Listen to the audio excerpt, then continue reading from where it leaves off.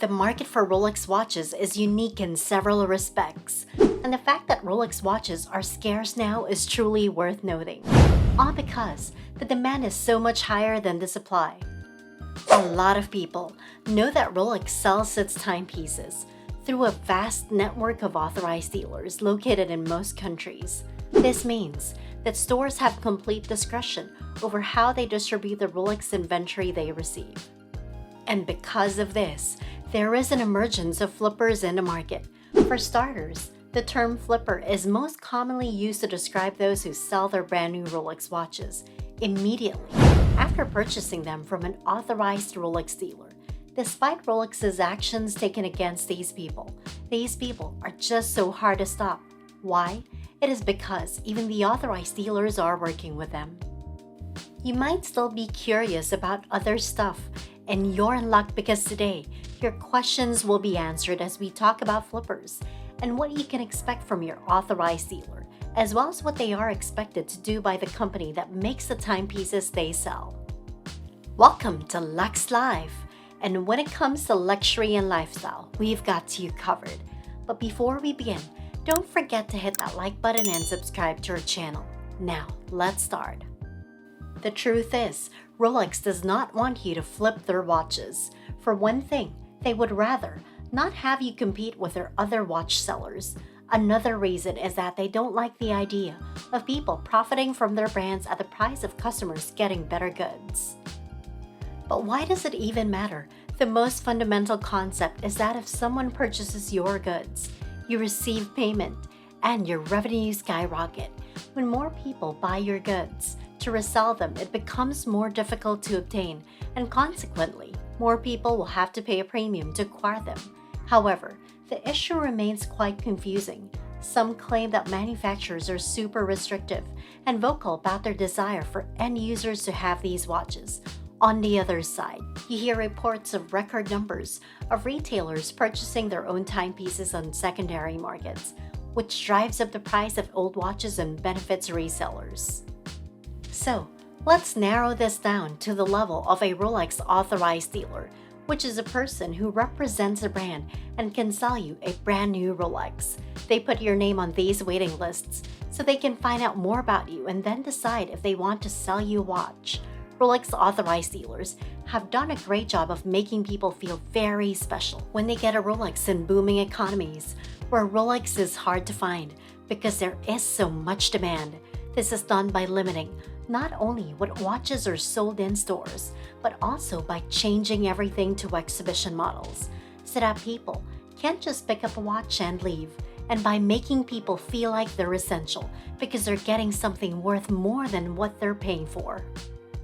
They have played this game exceptionally effectively in an upswing, and they are continuing to do so by informing customers that they are on a list and will receive this, and if they purchase this, they will accept that, etc. So increasing their earnings. One of the significant differences, though, is that authorized dealers do not necessarily care whether or not you flip the watch. However, they care if Rolex finds out, since it makes them terrible for choosing you over someone else for the watch. Therefore, Rolex ads seek deniability above all else. People have managed to successfully flip watches by not posting serial numbers online, not posting the back of the watch, and not posting any identifiers that indicate where the watch came from, such as the date on the card or anything else, because they could technically track it. People have worked hard to avoid these ad interactions in order to avoid being blacklisted by ads or told by Rolex that they cannot acquire a watch. If someone discovers that you've been flipping watches, they will likely not sell you another timepiece. Therefore, flipping a watch is of little consequence, and you're going to be held accountable for it. So if you're planning to resell a watch you just purchased, it is recommended that you conceal and don't display any identifiers that could reveal that this is the watch they sold you to avoid getting shadow listed or banned. Now, if you're in the reselling business and you just bought a watch from someone who just came in from the store, it's just good manners not to list that watch all over the internet. This is especially true if your client is a regular seller who keeps giving you the goods you'll make money on. You need to use the same level of intelligence to keep other people's businesses private. which helps you not only make money but also make sure you'll get Rolex resources in the future. So, how does this change now that the industry isn't changing much? For most manufacturers, especially Rolex, the secondary markets have declined a lot. And as the prices of many of these watches go down, they stop being very sought after because they push down other models that were never popular and are now selling for less than the MSRP. Back then, when one bought a watch, they could go for a model they didn't really like, and then they sell and buy the exact timepiece they truly desired. However, in today's market, if you purchase a less attractive watch, you will incur loss, especially the longer you retain it. Therefore, people will be far more likely to sell watches they don't want to keep, rather than keep them for the sake of knowing they'll obtain a better watch, especially when they realize that the market is declining. So what can you do to prevent this from happening? There's not much you can do about the fact that fewer and fewer customers are picking up the timepieces they've ordered from their local dealers. People will be less likely to make purchases, especially if the items they're considering don't have any long-term worth.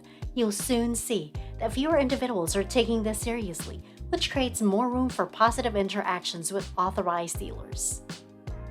As a result, while at first there will be a balance mismatch in which they will pretend to care, eventually, as a result of the slowed demand, they will find themselves with an oversupply of watches that they will need to dispose of, at which point they will close their eyes to much more than they had previously believed. Now, if ever you're in a situation where you want to sell a watch you own, we want to stress to you that there is no way for Rolex to determine if you're selling the watch via the warranty card.